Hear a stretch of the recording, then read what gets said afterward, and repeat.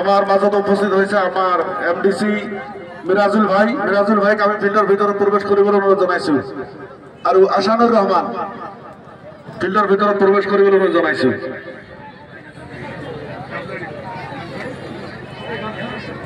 আমি আমার মোটামুটি খোপাতি গাঁও পঞ্চায়েতের সম্মানীয় সমাজসেবক সিরিজুর সাহেবক আমি আমার সুচারুরূপে পরিচালনা করে উপদেশমূলক দুই একের কথা কবলে অনুরোধ জানাইছি। ধন্যবাদ। পনতে মই সমগ্র অসমবাসীৰ হিয়াৰা মুঠু শ্ৰদ্ধাৰ জুবিন গাৰ্গক স্মৰণ কৰিছোঁ আৰু মোৰ আন্তৰিক শ্ৰদ্ধাঞ্জলি জ্ঞাপন কৰিছোঁ।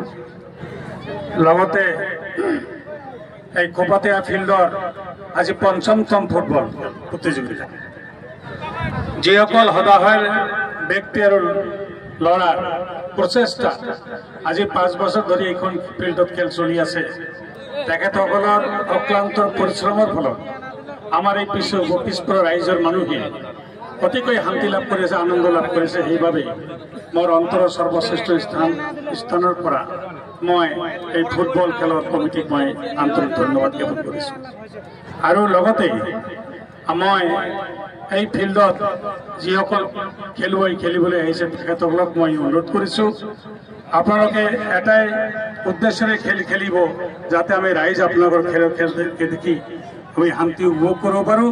এই নিয়তেৰে খেলিব, হাৰ জিত থাকিবই। আৰু প্লেয়াৰসকলৰ মাজত যাতে কোনো ধৰণৰ বিক্ষুণ্ণতাৰ সৃষ্টি নহয়।